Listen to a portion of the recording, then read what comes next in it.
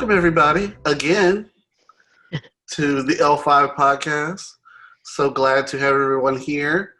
Glad to see Stacy is joining us once again. Yay! As we finish our discussion of Lovecraft Country.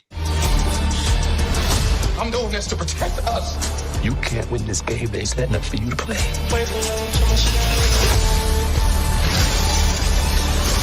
This legacy belongs to our family.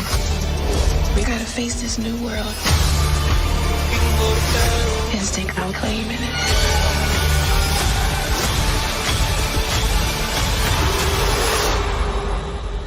This is our family story. Since this was Dana's show, her number one show, this is what she's been talking about all the time. I'm going to let Dana lead the discussion tonight as we discuss Lovecraft Country. You want to go ahead and toss it over to you? All right, so we are going to go ahead and just kind of talk about the series as a whole, so we won't necessarily go episode through episode. So I just want to warn everybody, there will be spoilers. We will be talking about the ending of this. Warning, warning, warning, warning.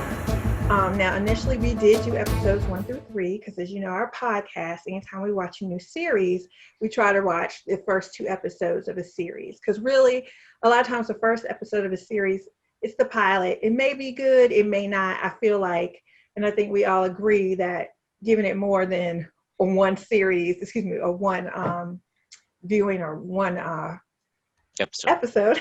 Sorry, giving it more than one episode is ideal, so that way we can really see if we like it. And we actually went to 3 last time because I had already seen episode 3 and I just thought it was so moving that I wanted to bring that one in. So you could check out that podcast if you want to hear what we said about the first 3 episodes. So now I kind of want to get into it again. I'm going to kind of talk a little bit all over the place, but I will start by saying some of my other favorite episodes were Strange Case and In a History of Violence. And so History of Violence, a lot of y'all are going to probably talk about the Indiana Jones part of it, but the part that I loved most, and Stacey knows, was the scenes with William and Ruby. I love that we have a woman who looks like me or shaped like me, or not even that, just looks different from than what we're used to. And she is the sexual object, and as we learn, hopefully more than that, but just in this particular thing, of some guy who you would characterize as, I'm sure some people would, is the classic white male. And so what you see in here is the beginning, I thought at this point, this is what I was hoping for, of a relationship between these 2 characters that, let's be frank, most people didn't see coming. And I loved it. If I could tell you, I can't describe it. You have to see this for yourself. The way William looks at Ruby, like he wants to eat her, y'all. It was beautiful. It was a beautiful thing. I loved it because it looked, and I know they're actors, but it looked real. I was totally there for that. And then with the next thing, the Strange Case, this was kind of, I guess, what I would call Ruby's episode. I loved it. Now I know it was gory, and some people may have a problem with that, but this is an episode. Episode where Ruby gets to see what it's like to live as a white woman. And I was laughing, I was angry, and you heard me talk about this in the first podcast, but these are the things that kind of really got me about this show, is it took me through everything, all these different feelings and stuff like that, and that's what I really liked about it. I'll be honest, and Jeremy is like me too, I enjoyed the gore. So, watching Ruby shed her bodies, I thought it was great. I thought it was fun to watch, but I thought it was a really interesting concept. And I don't want to go too deep because I want to give everybody kind of a chance to kind of open up. But I will say that those are 2, aside from episode 3, those 4 and 5 were also some of my favorite episodes. I will just say, and I'm not going to really get into this either yet, but the ending, I will tell you guys right now, I absolutely hated it. It did not do justice to the show whatsoever. And I'm sure we'll talk about this in a bit. But Jeremy, since I called you out early, you want to kind of go ahead and give us some thoughts, maybe what some of your favorite episodes were. Sure. I wanted to know which episodes you didn't like, but I think you gave us a preview right there. we'll talk about that later, of course, as you mentioned. But I liked the same ones you liked as well. I would say the highlights for me were I Am episode 7 with Hippolyta and the futuristic kind of self-discovery, self-journey. I like that type of stuff. I think we all have those moments in our life, both young and old and in between. So I like that episode made me reflect and kind of like, this is so contrastly different than some of the other episodes that I previously saw. And like you were saying earlier, I kind of stopped at 3, heard y'all review, talk about it, then go back and pick it up. So when I was on that episode, I was like, wow, like what is episode 8, 9, and 10 going to be? And obviously there was some differences there. So I would say number 7, I Am, and then number 8 for me, which was the Jigga Bobo Boo Boo, which was to me a lot of history, civil rights. Emmett Till was thrown in. So it's a lot of like historical stuff I really nerd out on in terms of Black history. And I think that one made me kind of center why I like this so much. And so I think the way, Dana, you felt about episode 3 was how I felt about that episode with the twins, with the just this kind of what is going on literally in my apartment. I'm sitting there like, what is going on here? But I love it. It was captivating. It like I said, it intertwined some historical pieces. And I also think that it was the turning point for Diana and some other pieces with the, it was like, where is she going with this? What's happening with the police and how she kind of got impacted? So that was, I think, an episode for me. She was the one character I was like, y'all need to give me more, y'all, as in the directors, give me more on her. So they did in that episode. And that's why I liked it, because we already got Atticus, we already got Letty, we already kind of know the mainstays. But she was the one character I wanted to have some more discovery from. I still like episode 3. So you said, Dana, episode 3 was one of your favorites, and I still hold that true for myself. I still think that was one of the stronger episodes in terms of from start to finish. I will say around the theme at the end, I didn't like some parts of it, but I have some theories as to what Lovecraft Country Part 2 will be. No, if they pick it up and go with it, I do have some theories that I'll share later that I think could be a continuation of what we saw. I liked parts of it. I can see where you went off that, Dana. I didn't like certain parts, but I do see some areas in which, if they're very intentional, they can pretty much move this part and kind of stretch it to season 2. Another thought I had, again, is just these episodes are packed with so much content.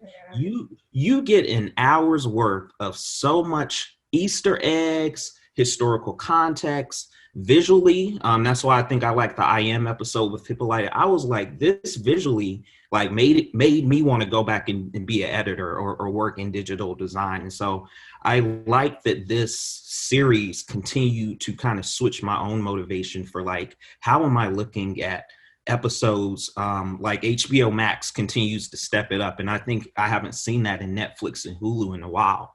And so, I really enjoyed this. I really was like, we have to have a season 2.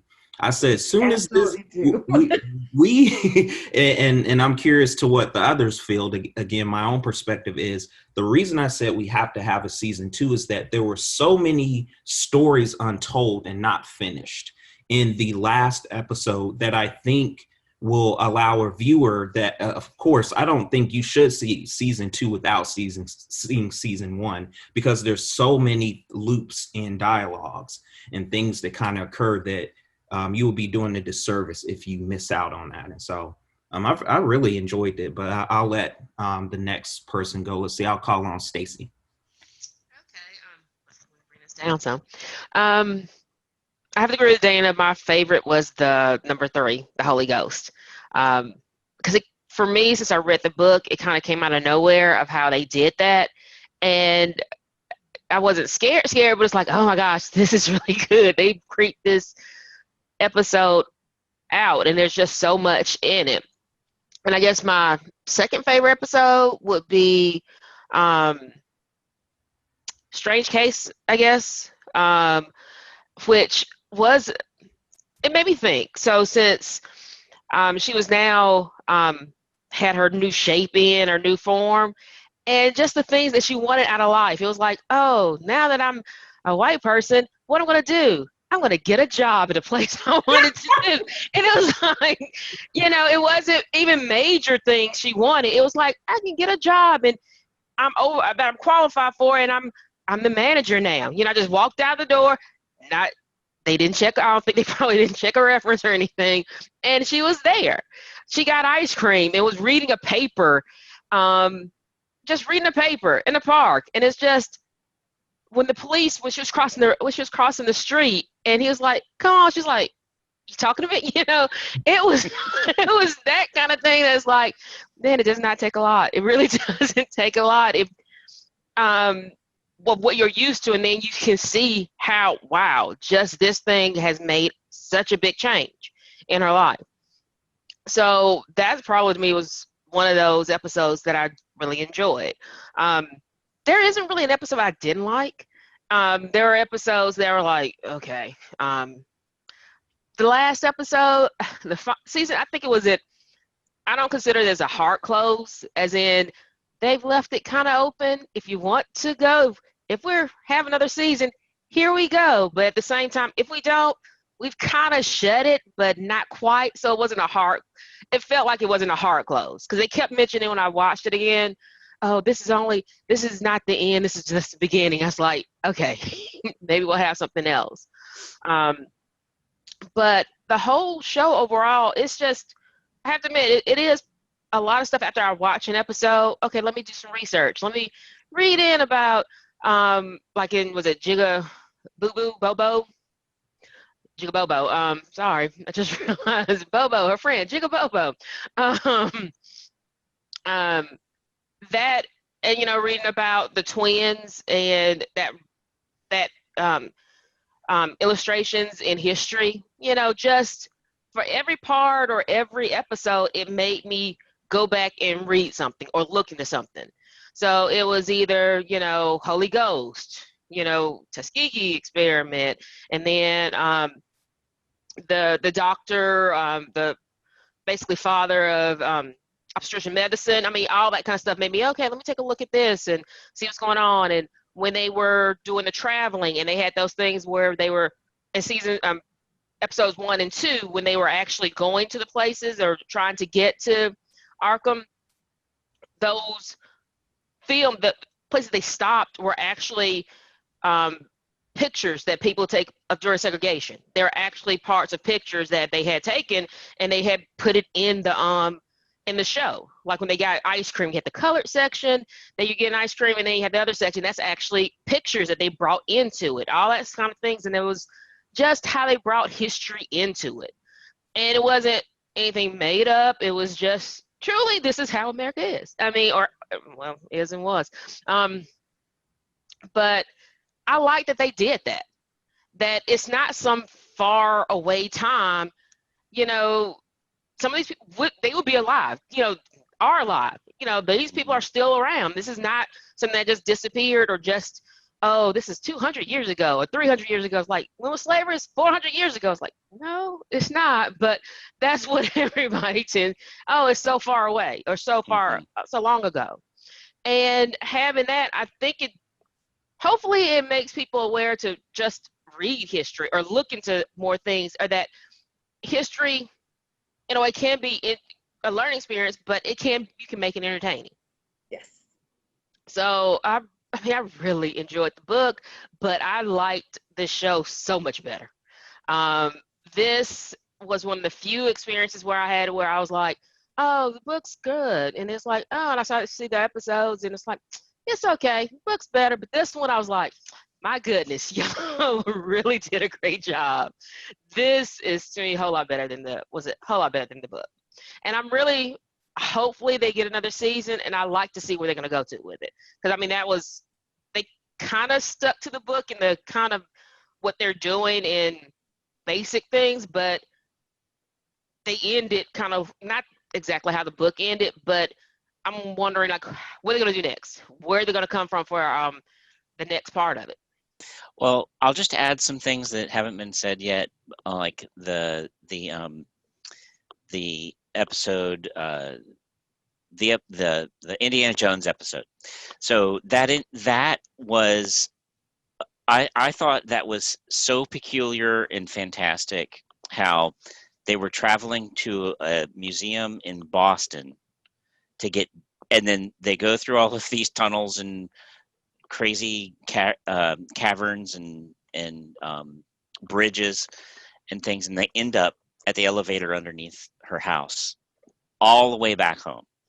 And that while we were watching, it was either while we were watching it or shortly after, we were talking about that being the Goonies episode, Yeah. because there were so many things in there that just felt like Goonies references, even more than Indiana Jones. So just on the surface level, that just was a really fun adventure. The just being able to get exactly where you started from, coming all the way back home and being safe. I mean, there was something super magical about that I don't think I picked up, if they had an explanation for that in the episode. But I thought that was great. Did you say something, Stacy? I just said magic. Yeah, magic. It was just magic. It was awesome. Good magic. And then as far as the Ruby's episode with the skin and the transformations, I'm just just at the surface level of this too. That was the whole werewolf transformation sort of parallel to the traditional horror stories. It was just so, everything was just so turned around and just so beautifully done.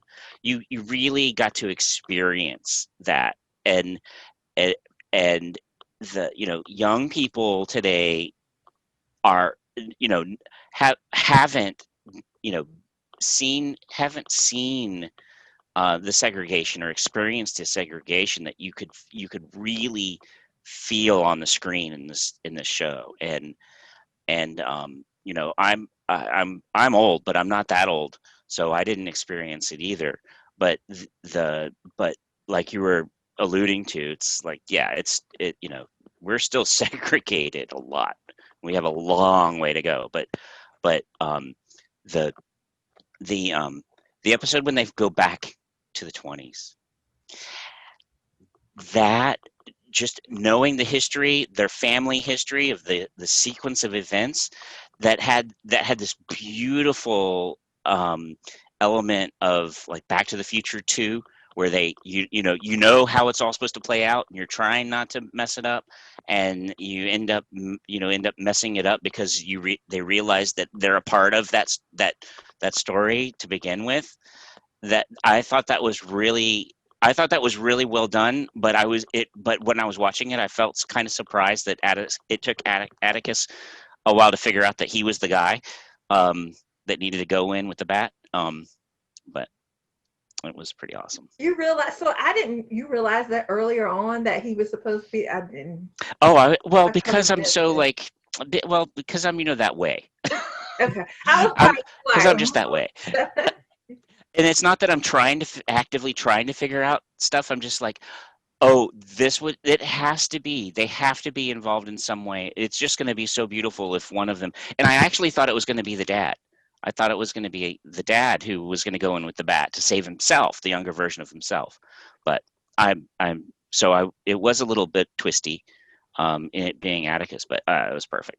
I would say, Brian, that's one of the most important episodes in terms of bringing in elements of the framework of what the Book of Name, So that was one of the slowest ones. The tempo was so slow on that episode, but it was so important that I was like, man, you can't miss this. You can't miss them all. But if you had to speak to what you said, I think it's important.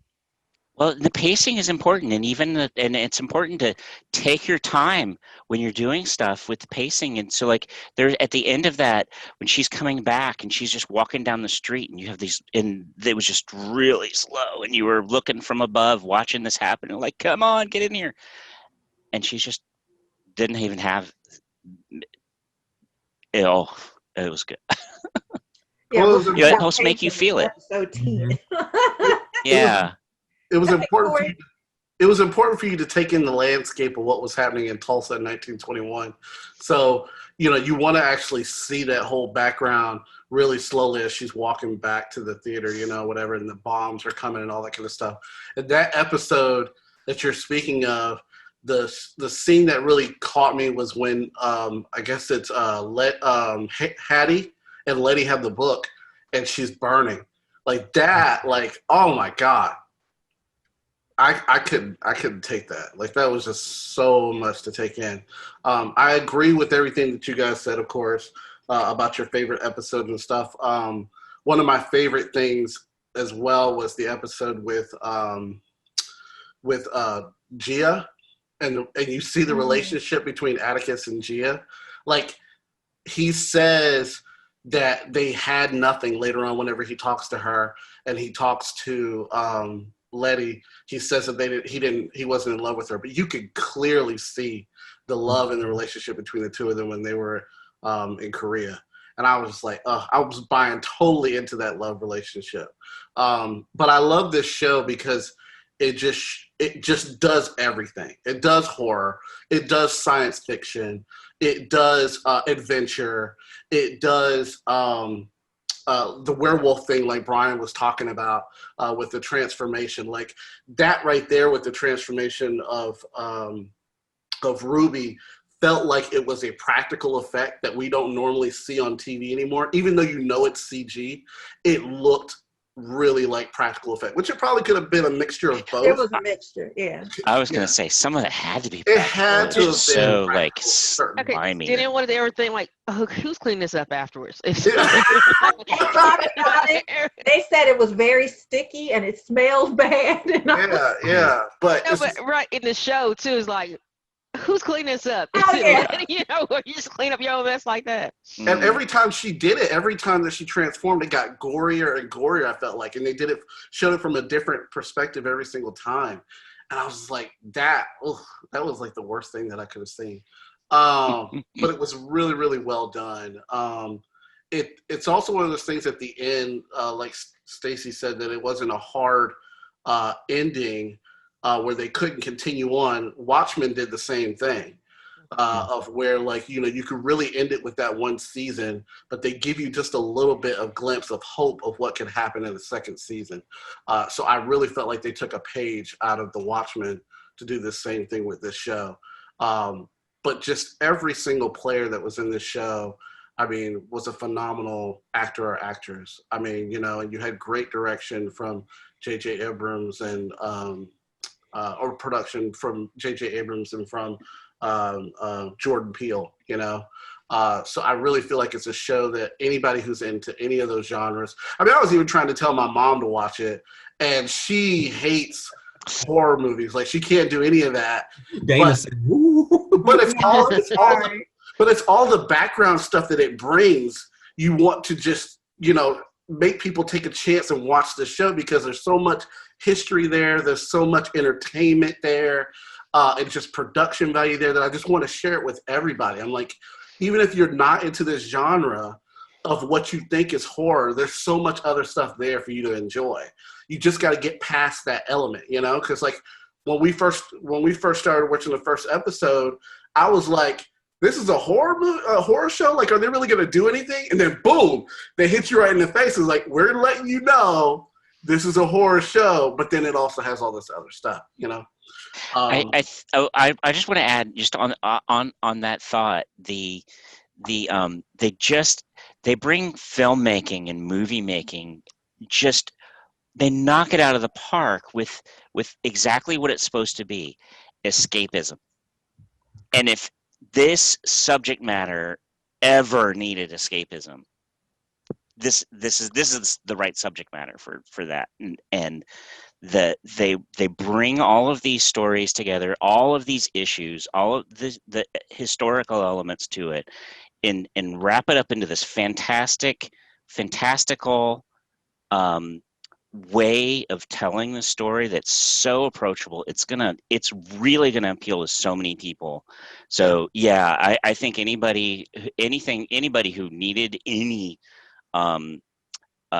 pushing to watch this, or recommendations, should just absolutely go for it. This is I agree. yeah, just a stellar job.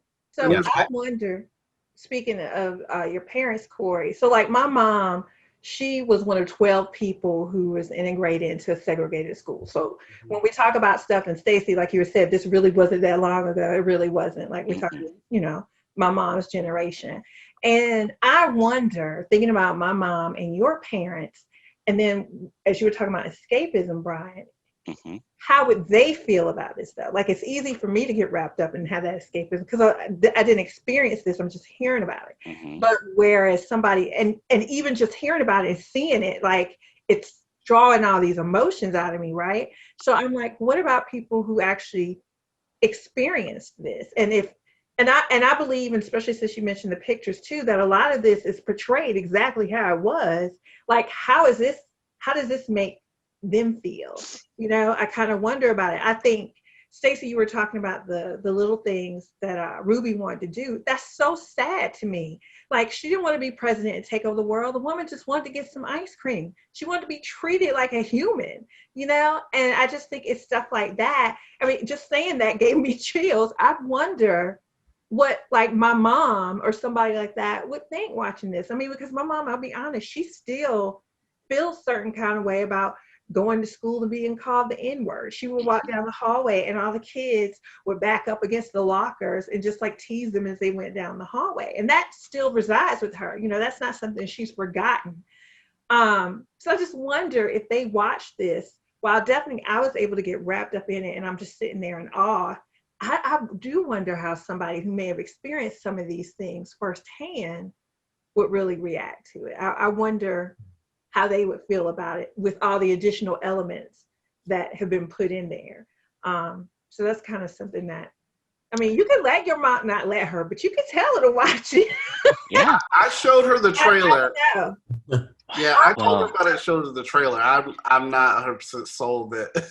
Yeah, my mom's not going to watch that. I can go ahead straight. Well, I can imagine. I mean, it's just the story about with the twins and being harassed by those twins or haunted by the image of those twins, and that's not who I am. That's not who I am. And then the horror of being transformed into their images. I'm sure that is going to be so much more horrific to our parents' generation than we could ever imagine. But that's the horror part of these stories. And I think that's just they've just struck something that was just really powerful. That's the I'm thing. going to look for reviews. Go ahead, Corey. I was just going to say that's the thing, is like you have the horror theme from a creature standpoint, and you have the horror theme from traumatic experiences that people had gone through during these times. So it's a double entendre of like where you can get horror from, Yeah. That's why episode 3 was really terrifying to me. So we've got the 3 characters. One who transforms into the experience of becoming a white woman, one who could name herself and become anything she desires, and then one being transformed into the image of what is of those twins, of that classic caricature. Just, I think that's just a beautiful parallel. And you got to add in too, Brian, Atticus, who is baptized in this. You've seen multiple scenes where he's baptized. And so when you look at baptism as a kind of like recreation, a kind of format of a testimony, like that was super powerful to me. I remember like seeing that baptism part, like, again, just kind of forecasting my theory. I think that's going to be him potentially coming back in season 2, and maybe some of those kind of elements of the transformation of immortality to him. I'm not sure. I haven't got really deep into what I like feel about the immortality piece, but I do know that baptism means a recreation. So I think to me, that's a theme in him either coming back in season 2 or recreating some image of himself where, I don't know, I felt that was a connection that was written on purpose to kind of like, I don't know, I think like you were saying, everyone else is transforming, but this is something of Atticus's own personal. So Well, how do you feel like they could do season 2 without that character?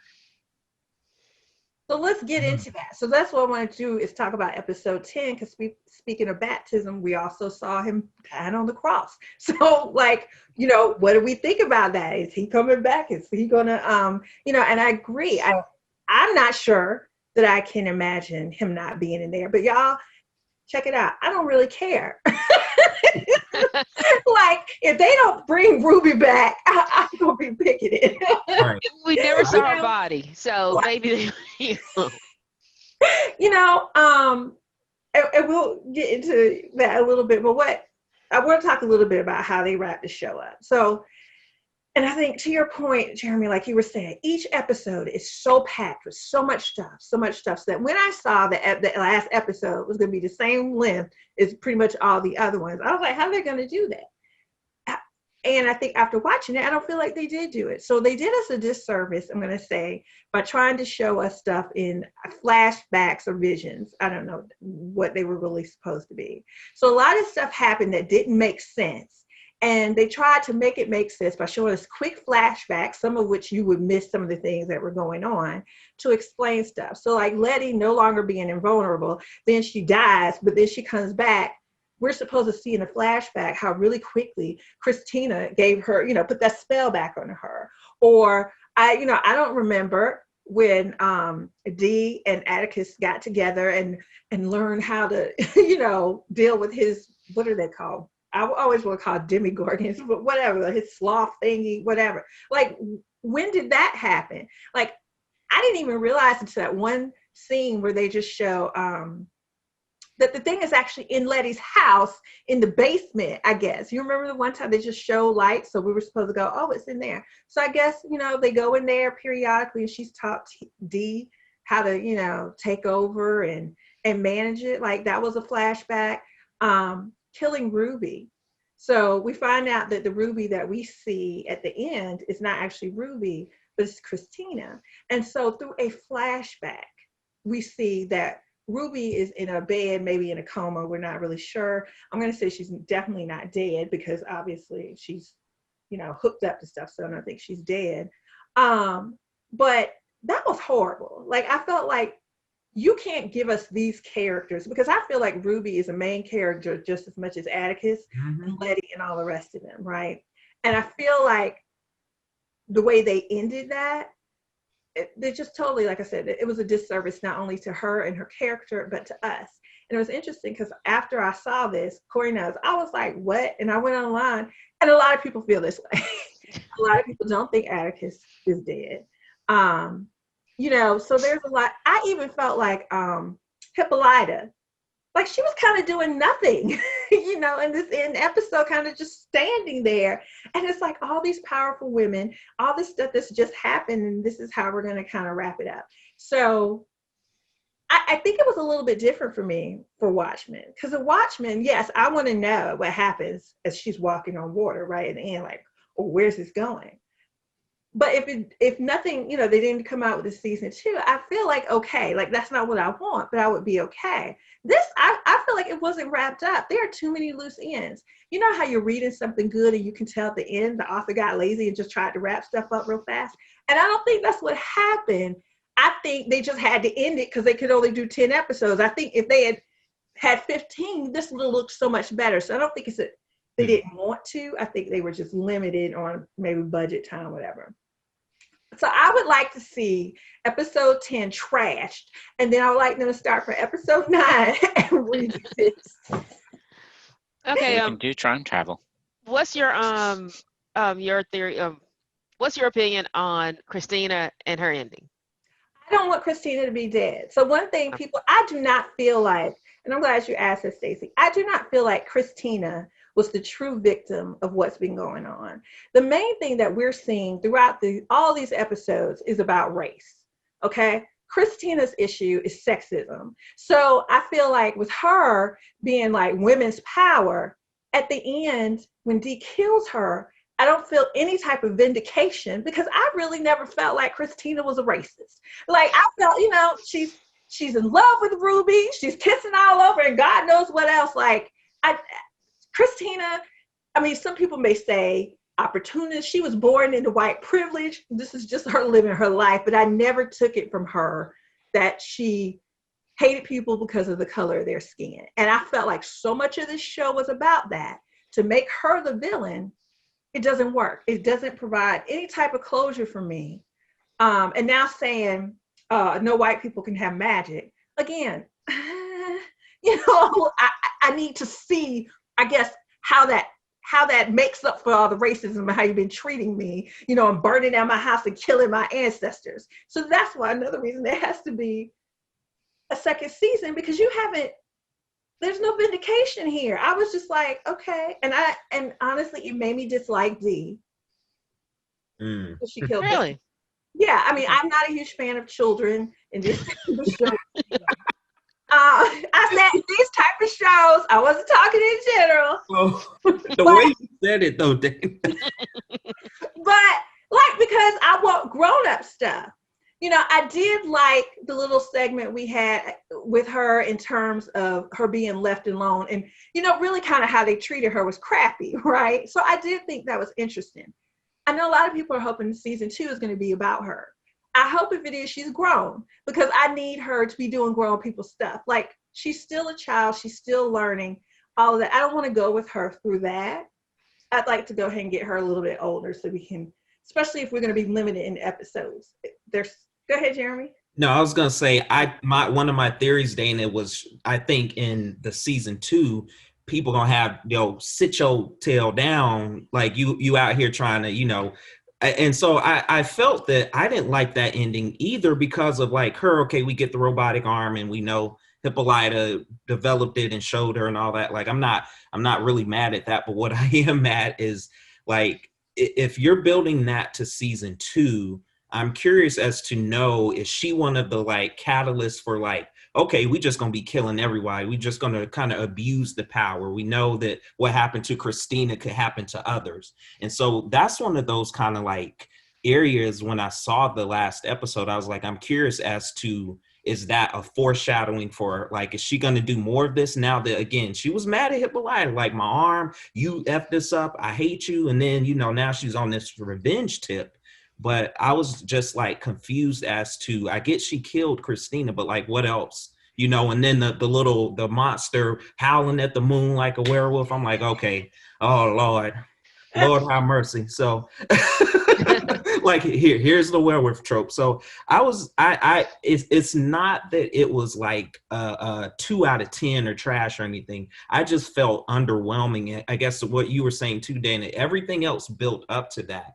And I was sitting here like the last 10 minutes, I was like, okay, we're going to get a treat here. And we got that. And I maybe, like you said, scrap 10 and then we do 9 and then they revisit and do 10, 11, 12. I don't really care, but I felt that it was a lot of overwhelming feeling that I shared with that. But one of my theories, again, was this whole like Dee's going to go into season 2 on this like, I kind of out of control, like, parents, come on, sit your tail down. And I felt that that's kind of what I think she needs for kind of her attitude and behaviors that she was displaying especially after the twins. And she was, after they cast the spell, they busted, they went back in time. And so, she kind of left a question mark on me, but. There are people who are like, I wonder if she's going to turn into the villain. And some people are like, well, no, because she gave Tick the book and all this other stuff. But I do think, like you were saying, kind of, Jeremy, I do think season 2, which means there'll need to be a season 3, needs to be, okay, now Black people have the power. What do they do with it? How do they start treating people? It'll be very interesting where they go with it. I mean, personally, if it were me, I would make it basically be just as bad as how white people were doing it, just the reverse. And then basically with season 3 will be like how neither one of them is, correct in what we need to do as humanity and all this other stuff. But, I don't know. So a lot of people do think, like I said, she might be the villain, but definitely that, hey, what we're going to see next season may not be the end of this either, which I'm hoping for because I could totally watch more of these. But Well, what did you think? Okay, I was gonna say, Stacey. So since you asked me the question, I was gonna go back at you. Well, I mean, I really think Christina was a villain. I mean, not necessarily in terms of like, okay, racism, but up to a point, yeah. I mean, she didn't care about anyone but herself. Her whole thing was like, I'm willing to kill Tick to get power. So that alone makes her the villain. I mean, not in the sense of, oh yeah, she's the grand dragon of the whole KKK. I mean, but she is someone who's willing to do anything for power. She willing to kill Tick, willing to, we hope not kill Ruby, but at least put her in a coma. Hopefully she's done that. But she's willing to do all that to get what she wants. And I wasn't really that thrilled that Dee was the one who killed her. But when she said about they'll never, about them leaving her there to die, and talking about the adults leaving her there, about they're not learning from the past or something like that. They'll never learn. They'll never learn. But think about it. Every time we leave a villain, you'll die and we'll just walk away. So we're the heroes and they come back. So Lord knows how I feel. You have to smash the head in. And she did. She did it. So she won. So she actually did it. I don't have to worry about this loose end. Let me get rid of it. But so I did think that Christina was a villain. Granted, I liked her as a villain. She was. I just didn't feel like I was satisfied. She didn't. I wasn't, because I would have liked the police chief exactly. to get some. I mean, I know with that whole attack and all that, and he looks like he was dying and all, but I wanted to get the whole police force that was helping that, all his little minions to get it.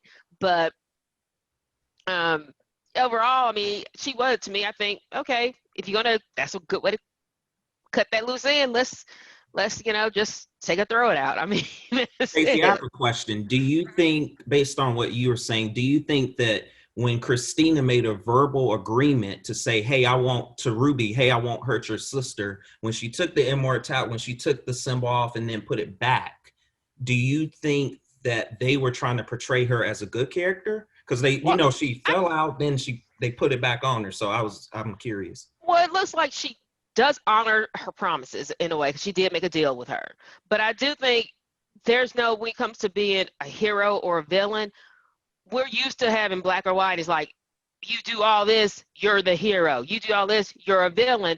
When there's shades to it, that a person can be a villain or bad, or maybe not a villain, but a bad person, but still can do good things. That's like if you think about racism and all that, and people are like, oh, my grandmother is my meemaw makes all these cookies and stuff. And like, back in the day, your meemaw would have spit in my face. So, I mean, it's not, just because, and they don't want to be, that meemaw to be called racist, but yeah, she is.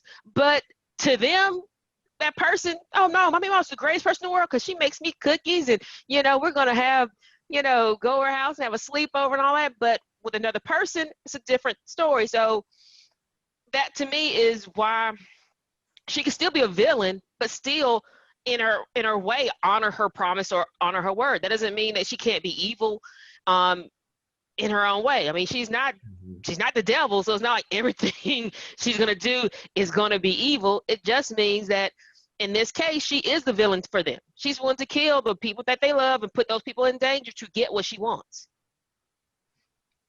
I think that makes her, she's complex. She's like everybody, right? Nobody is 100% good. Nobody is 100% bad. But I think her being a villain, again, like, yes, I think she is, but she is, almost like she is about her. She's about herself and what she wants. Well, guess what? So is 99% of everybody else out there in the world. Now, she goes as far as to kill, but look, she let them know this is what I need. Now, at one point, she asked for the book, because she said there may be another way I can do this. Mm-hmm. And they would not give it to her. So my question is, if they had given, because I don't know, she could have been lying. I obviously don't know what she was saying, but if she'd been telling the truth, and she's like, look, because no part of me felt like she really wanted to kill him. She had to do this because it was necessary, for something that she really wanted. And I felt like what if they had given it to her and she had been able to come out with it another way? Would we still feel the same way about her? You know, it doesn't change how bad she wanted something, right? It's ultimately the only reason she is a villain because she killed him. Is that the only thing that makes her villain in this? Because otherwise, you know, what other things did she do? And so that's just my thing. Like that alone, she didn't do it till the end of the show. So where's the rest of my villain that we've been chasing through this entire show? And I just, you know, again, and like I said, I don't want her to be gone. I'm hesitant, and we talked about this earlier. Maybe we'll talk about it a little more. I'm hesitant about that going back in time thing, Brian and Jeremy, only because that kind of is almost like the Roseanne episode, like that. It was all a dream kind of mess. I don't like stuff like that. It's very easy to go back and say, oh, let's do it all over again because you made mistakes. I think you need to figure out a way to come out of this without doing it. Now, I will allow you to bring back. Yeah, do a spell and bring people back from the dead. But That's you awesome. can't bring everybody back. So, I mean, you know, I feel like that's too easy. You know, so I feel like you got to come up, you know, with, and I don't want them to have a long lost twin that we've never seen either. So I need, you know, you kind of paint yourself in a hole when you kill off main characters. So I would like to see a brilliant way of fixing that. If you feel like it even needs fixing, you know, the showrunner may feel like it doesn't. May feel like this is exactly how I wanted it to go. So what if season 2 was completely different? And it was the same actors, but different stories. Like they're totally different characters, different timelines, different So everything. I thought about that, right? Because I feel like they're different. Like dimensions. like the way that American Horror Stories has recycles. Yeah. I mean, if it's a good story, I think that would be better than trying to bring back people who you killed off. But you got to be careful because you've sucked us in through something that we love and feel some kind of way with it. You change it all up, you know, be prepared for the comparisons. Yeah. Right. You know, but I think everybody loved the characters. They love the actors and actresses in the show. So I think people would be happy about that. But like if you brought Christina and Ruby back for me and they weren't a thing, I wouldn't like that. Like I'm just, y'all, I'm obsessed. Like there people have made music videos of all their scenes together. Oh, it's hilarious. They need to have their own sitcom where they move into. They need to do like a Laverne and Shirley or something where they move into a basement apartment and get a job at a brewery. Like if they're doing anything and bringing people back, they need to bring back Uncle George. That's all I got to say. Oh my gosh, for real. Yeah. For real. Because I feel like probably if he had been around, they could have gotten all this taken care of in the first 2 episodes because he seemed to know everything. Oh, and speaking of which, Montrose knows something, but he never lets on to, we never figure out how, why, or any, like there's so much in here that hasn't been explored that I needed to be explored. You know what I'm saying? I was going to pick up on that too. What we were saying about the police officers. It just seemed like they were always leaving breadcrumbs to the bigger story for that, and it never really opened up entirely. Yeah, so that could have been much. Yeah. Like the guy in the closet missing the tongue, and maybe what was that? Yeah, well, not only that, that's what I'm talking about. You also had the police chief that had the skin of a black person on his body. Like, where did that come from? Mm-hmm. Why did he do that? You know, there's so much of that stuff. And then when he bled out, I don't know if y'all noticed this, he was bleeding out just from the nipples. And I really didn't understand that. I was like, what? Only Dana would notice.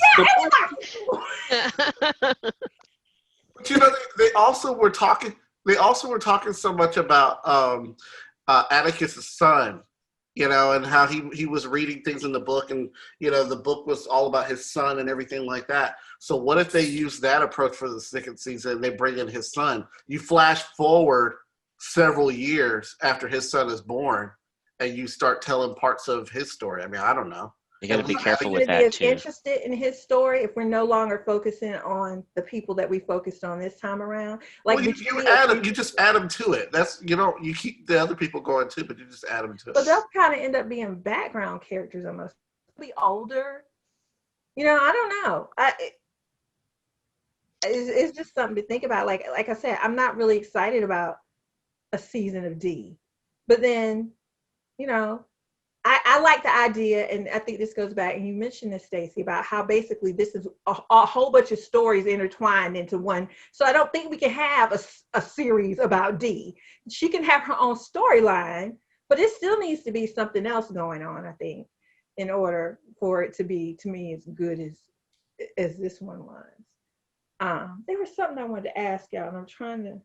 I love the fact that this show just had everybody had their own episode. Basically, is what it seemed like, and I just like the roundness of everything, and how they dedicated certain episodes to certain people. Yeah, and to go off of that too, Corey, I also liked.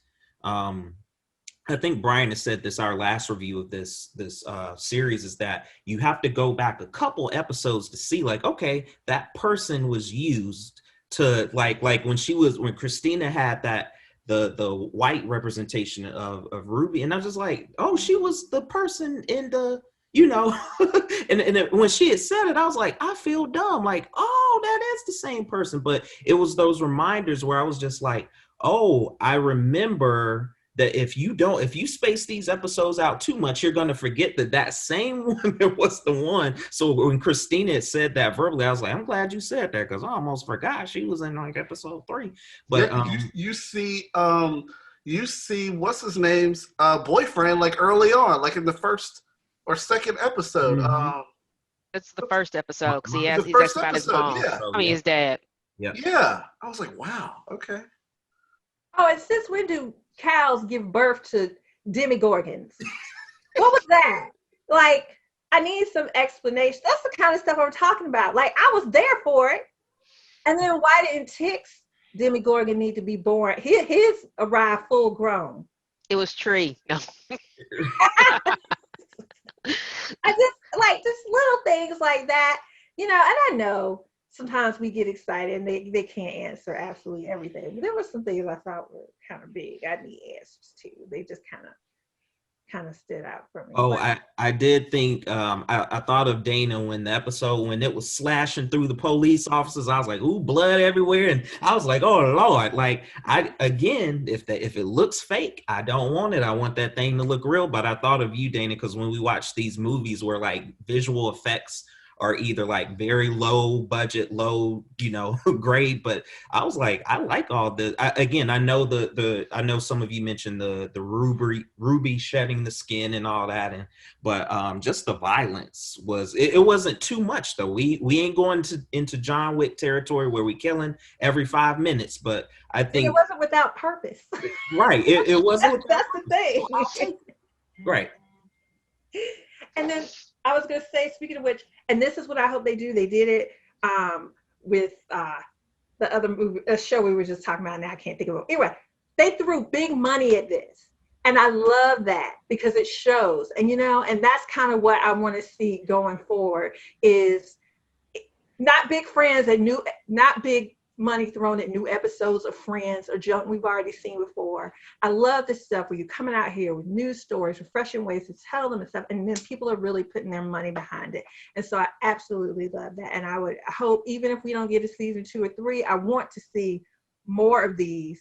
Oh Lord, my computer says it's going to update. Anyway, I want to see more of these opportunities for people of color, but people, period. People just trying to come out and have their voices heard and things like that. So I'm excited about this. I haven't had a subscription to HBO in years, but they have been putting some really good content out here lately, and I'm really proud of them. Content that I honestly feel like is not typically what I would think of when I think of HBO. HBO's, look, I'm gonna date myself, it's like Real Sex number 18. Hookers on the point. Yeah. So I'm loving this side of HBO, and I hope they continue. What else? There's something I wanted to ask you. I liked about about how they showed in the Tulsa thing, how they showed. I liked that part that they showed how successful it was, and how that they had hotels and homes, and and because they usually when they show anything about Black history, it was like, oh, sharecroppers, we just out here just trying to live, and it's just you actually saw it was successful and it was nice, and then you see the destruction, which was a whole lot different than they did it in Watchmen. Watchmen was just really, just straight destruction. You didn't actually see how it was before. It was just, oh, we're all, they're just scattering. Everybody's running, everything, all destruction. But you can actually see in this and that one that what they really lost.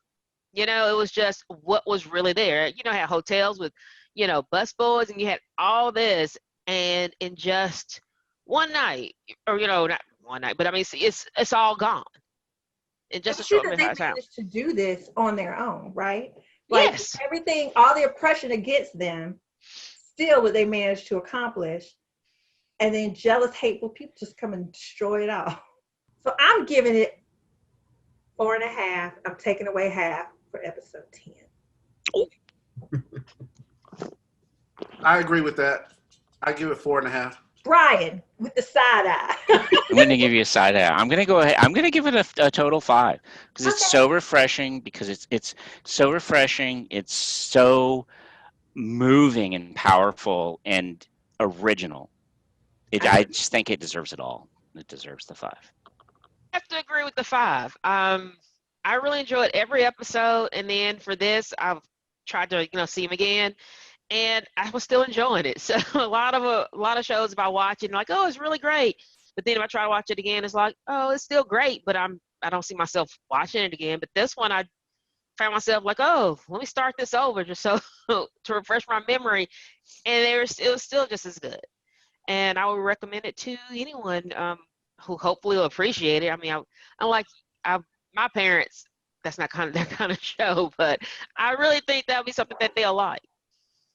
Well, if anybody manages to get their parents to watch this, let us know. What about you, Jeremy? Yeah, I'll also give it a 5. And any day Atticus needs a double, and that man got so much action in this series, y'all. I had to say that to them. But I'm like, look, I think Corey and Dana said it last time, like, just be prepared. There's going to be a lot of sexual scenes. And I was like, dang, this brother is lucky. So 5 out of 5. I've already reiterated, I think it's a wonderful series. Every episode, I think Corey was saying, it focuses on one person, then it kind of gives you the outline of where they are at in the story. There's no real...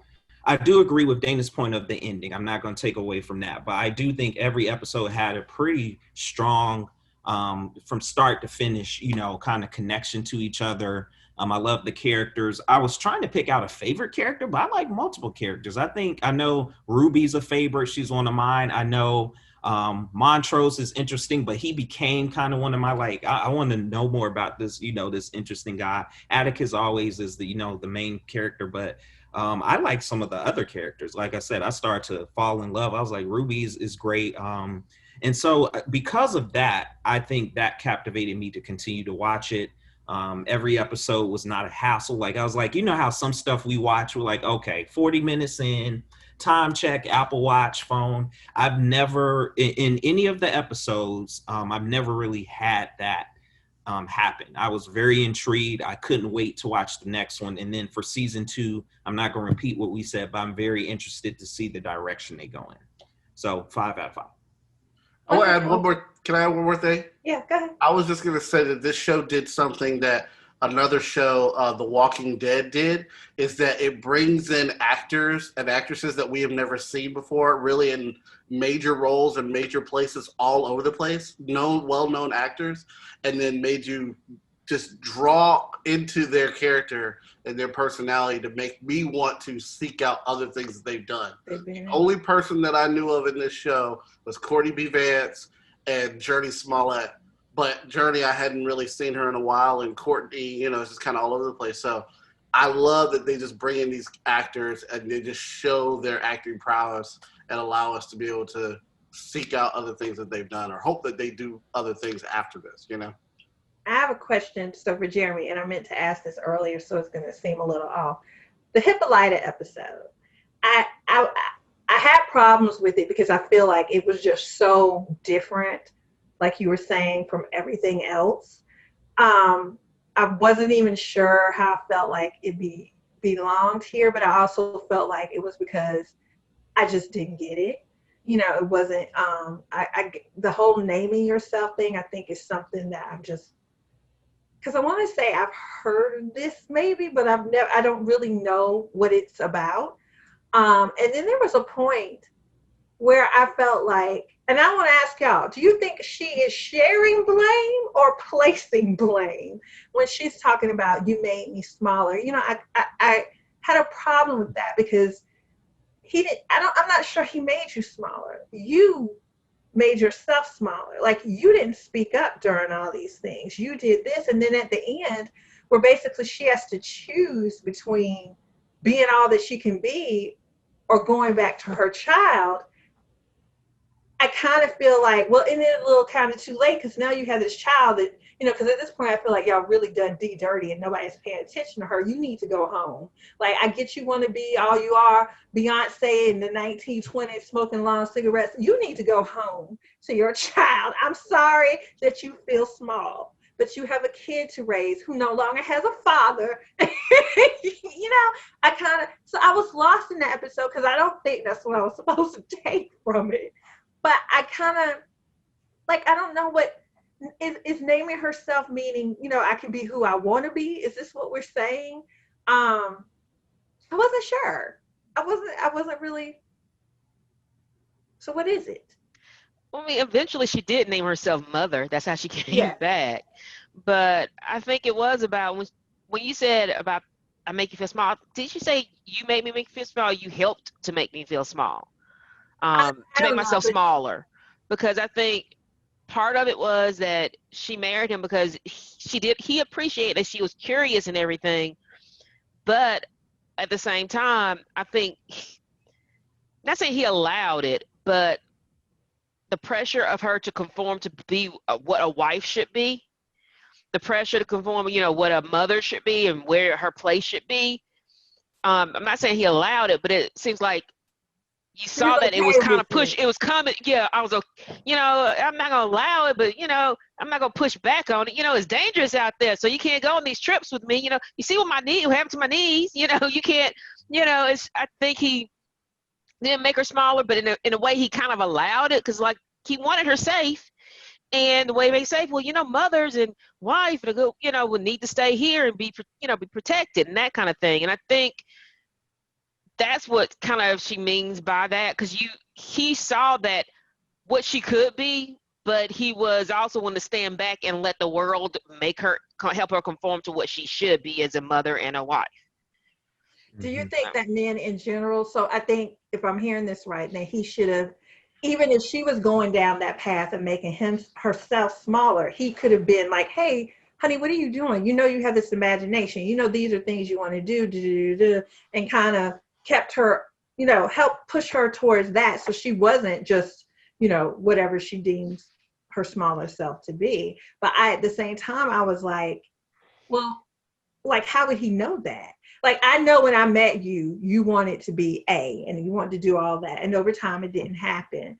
Like, I don't know, like I said, I sometimes felt like that she was blaming him, versus just making a statement. I think she was up to a point, but I mean, like you're saying, like, I don't think it's a man-woman thing.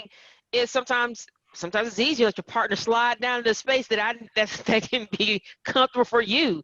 If I could push her out, but then I might feel, oh gosh, I feel now that I'm not protecting her if she goes out. So up to a point, you can kind of see things to happen, or maybe happening to people, or they're making so small, but you may not really want them to do that, but kind of you do, because it keeps them in the place that you would kind of like you would kind of want them to be in, even though I'm not gonna force you down into it, but if you glide down into it, I'm not gonna really say anything. I think that might have been what by her blaming, I think that's what she was saying, that he was seeing her slide down into that role, and that role for her, at least to him, was a role that was should be protected and safe. Because at that time, I mean, you need to protect your woman. You need to say, even now, but then especially, it's like, and he only had so much control over protecting her.